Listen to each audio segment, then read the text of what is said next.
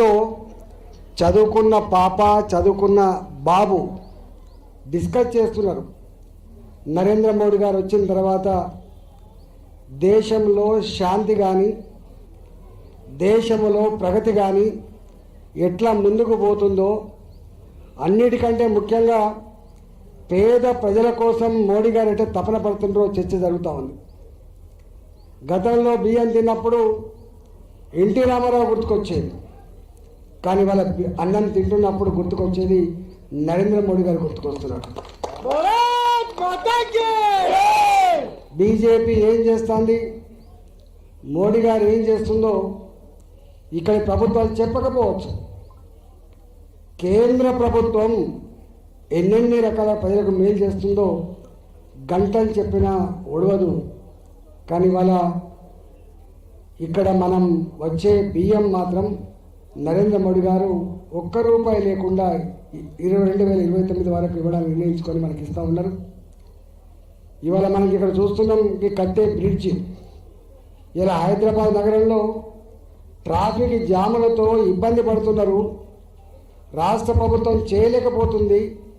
ప్రజల ఇబ్బందులు తీర్చాలని చెప్పి వేల కోట్ల రూపాయలు పెట్టి అటు గడ్కేశ్వర్ సైడ్ కానీ ఇటు మేడ్చల్ సైడ్ కానీ ఎల్బీ నగర్ సైడ్ కానీ ఇవన్నీ నిర్మాణం చేస్తున్నది కేంద్ర ప్రభుత్వం మాత్రమే.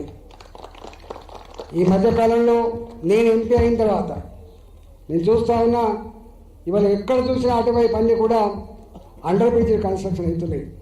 మేడ్చల్ ప్రాపర్లో, గౌడెల్లిలో, గుల్లపోచంపల్లిలో, గుల్లపోచంపల్లి 2లో, నిన్ననే వాజ్పేయి నగర్లో, షఫీల్గూడలో అనేక రకాల ఫ్లైఓవర్లకు మనం భూమి పూజ చేసుకొని అవి కట్టుకుంటా ఉన్నాం. త్వరలోనే అవి పూర్తి చేయబోతున్నాం.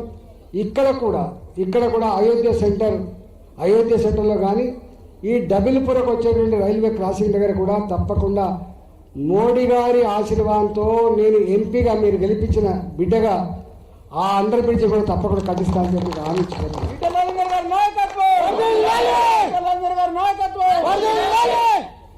ఇలా పట్టణాలలో బీఆర్ఎస్ పార్టీ ఇక్కడ అధికారం లేదు, నా కేంద్రంలో కూడా అధికారం లేదు.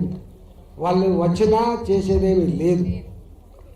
చేస్తే మనమే చేయాలి. మన పని చేస్తే ఇవాళ గ్రామీణ ప్రాంతాలకు పోతే మీకు ఒకప్పుడు మనకి కూడా గ్రామాలే కాబట్టి చెప్తున్నా, పెరిగే చెట్టు, నడిచే రోడ్డు, పారే మురికి కాలువ, మనం కూర్చునే గ్రామ పంచాయతీ భవనం, మనం నడిపే అంగన్వాడీ సెంటర్, మన శ్మశాన వాటికలు, మన తడి చెత్త పొడి చెత్త షెడ్లు, రైతు వేదికలు, ఇవన్నీ కూడా కేంద్ర ప్రభుత్వం ఇచ్చే డబ్బుతో కట్టుకున్నవి మాత్రమే, నడుస్తున్నవి మాత్రమే.